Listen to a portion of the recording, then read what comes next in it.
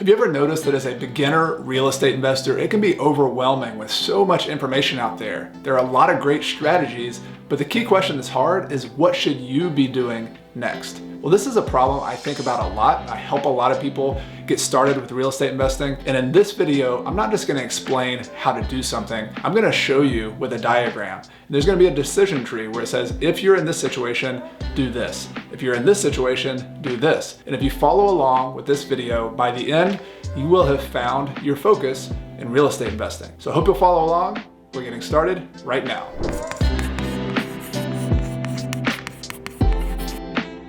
Welcome to Coach Carson TV. My name is Chad Carson. You can also call me Coach, and this is a channel all about investing in real estate, achieving financial independence, and doing more of what matters. If you're new here to the channel, be sure to hit that subscribe button and the little bell so you don't miss anything. I have new videos that come out every Friday morning. In just a moment, I'm going to take you to a clip that actually comes from a course I teach called Real Estate Start School, which is really all about helping you figure out what your next step is in real estate and then helping you do it with a community. But the core of that whole course is that there are a lot of strategies out there, but not every one of them is right for you, that we're gonna help you find your strategy. So that's what this video is all about. I hope you like it. Let's get started right now.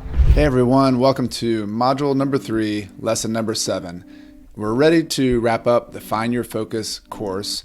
And I thought it'd be fun to go over an infographic that I made for the article on the same topic about how to find your focus, but it's basically a flow chart with all of the things we've covered. Every single video, we're gonna go over just from step by step on how this process of finding your focus works.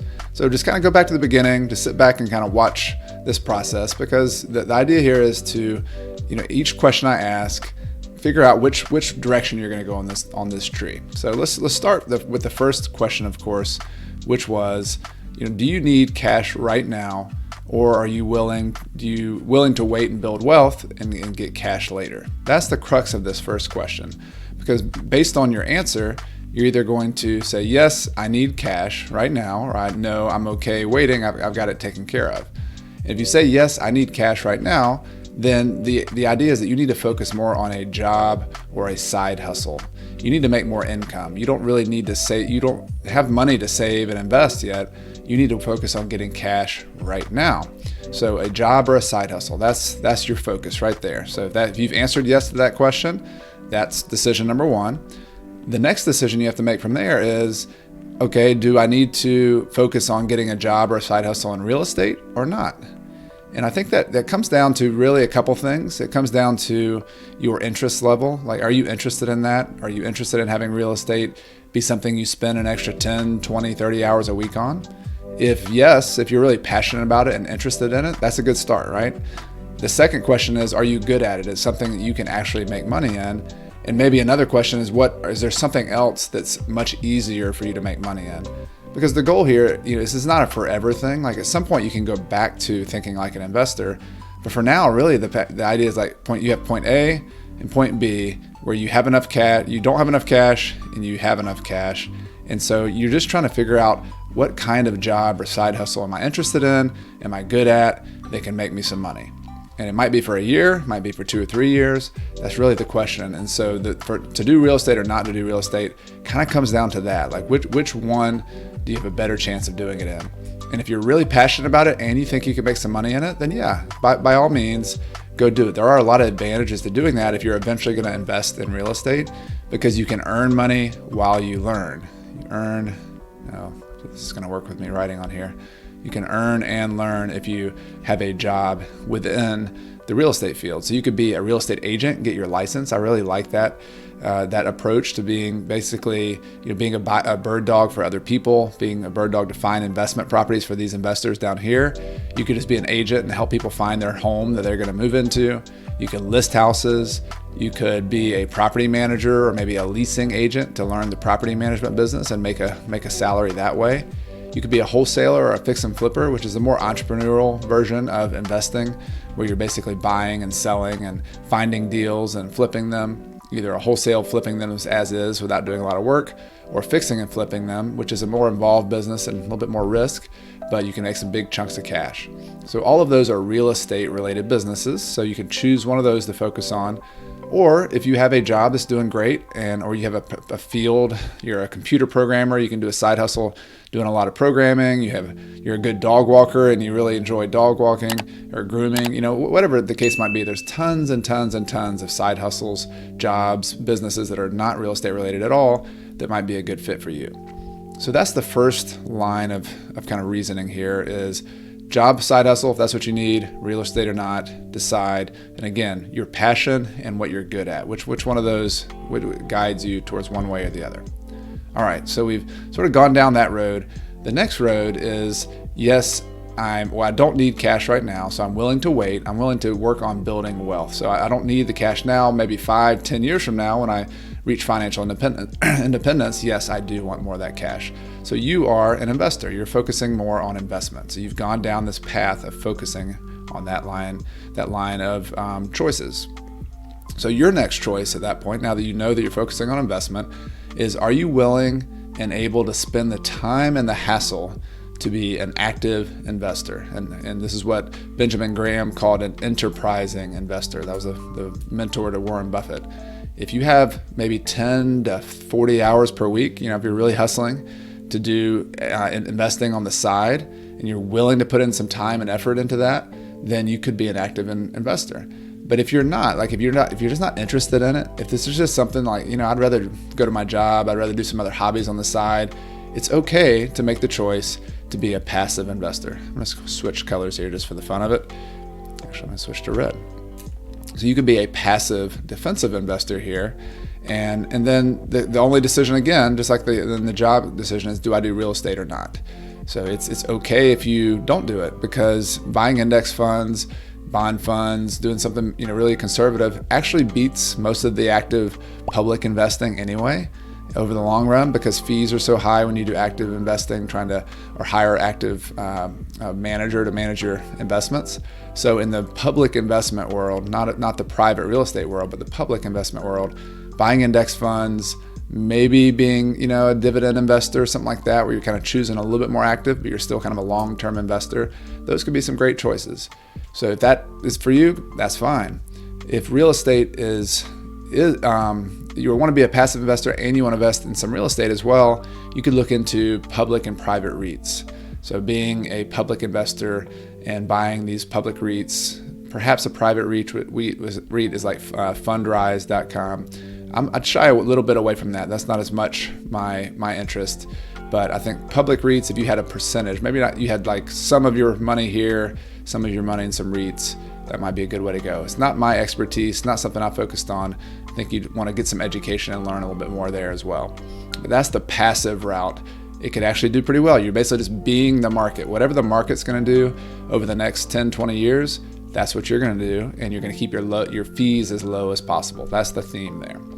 All right, so passive defensive investor, or if you're not, and I'm assuming most of you are in this kind of active camp because you're taking this course and you're interested in that. So I'm just going down that line just in case you find yourself there. And if you do, you're like, all right, that's what I need to be doing. I'm not active at all. Ask for a refund. That would be okay. You don't need to learn this active stuff at the moment. Or maybe you do want to learn it, but you're not going to do it at the moment. All right, so you are active in enterprising. You have some time, and some willingness.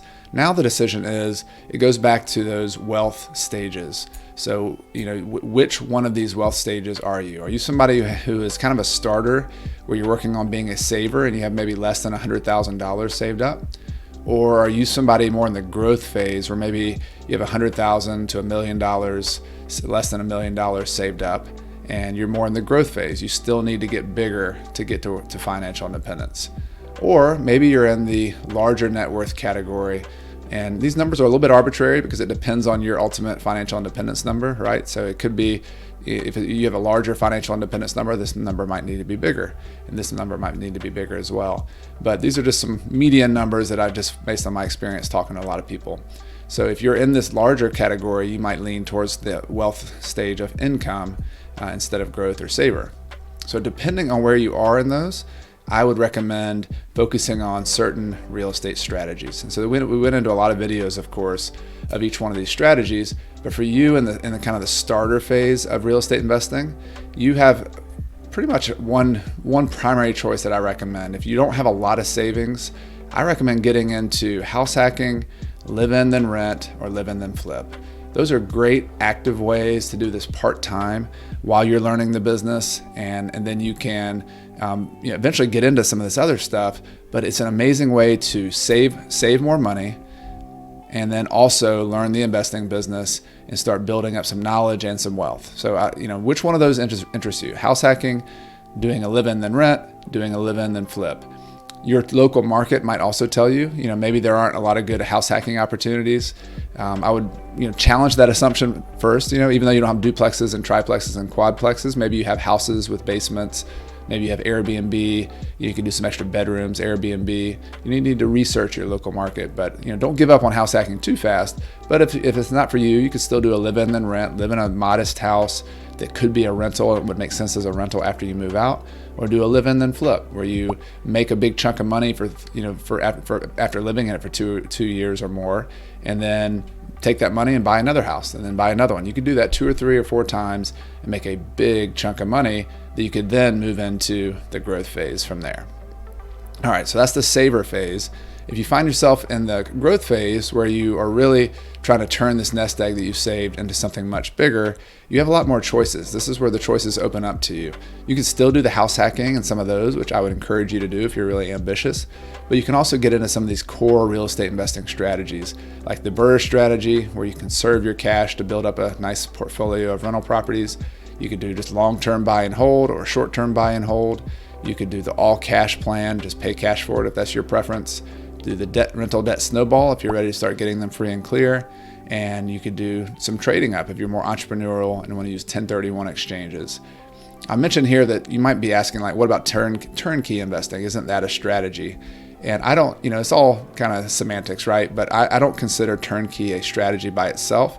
I consider it a technique of applying some of these other strategies.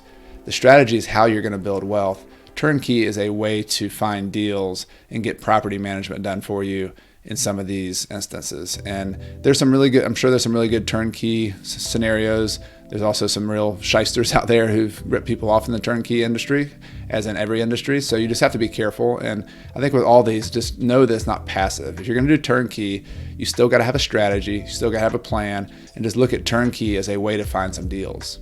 And if that works out, that's great. So you just want to do your homework and see that as a technique, just like other techniques for finding good deals. All right, so in growth phase, you can also consider note investing, particularly in your self-directed IRA, if you want to go that route. So you could do hard money lending, directly from your IRA, or maybe you buy into a fund if you're a accredited investor and are able to do that. You could also do some discounted notes where you create some notes for yourself or buy notes from other people. Those are really interesting ways to grow your self-directed IRA in particular. So that's the growth phase. Finally, you come to the income phase where, again, you have all the options that are open to you. Most people aren't going to do the starter phase when you have that kind of net worth. You're always open to do that. That'd be awesome, right? I'm considering house hacking my house and renting our basement out right now, and I'm probably more in this stage, so it's always possible. But you can also do any of the core real estate investing phases. You can do note investing, and it also opens up some other possibilities like syndication investing with private REITs like Fundrise, crowdfunding, and private syndications. The main thing I'll say with the income, as you remember from the video, is that it's going to be, your goal is to be more passive and hassle-free while also reducing your risk and increasing your income. So passive, hassle-free, increase your income.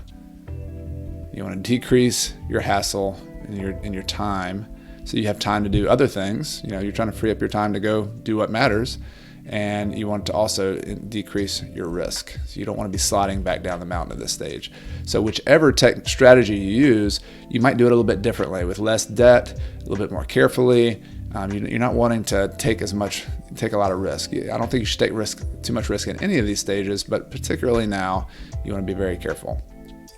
All right, so that hopefully helped you find your focus, seeing the big picture of how this decision-making matrix works. I'll have a copy of this in the course, and you can also always look at the article as well. Go to that URL there, and you can find out. Go take a look at it, save this graphic. But I hope hearing me explain it and the thought process might have helped you a little bit. This is basically what we've done in a nutshell through this Find Your Focus course. I hope you are feeling more confident. Hope you're feeling more focused.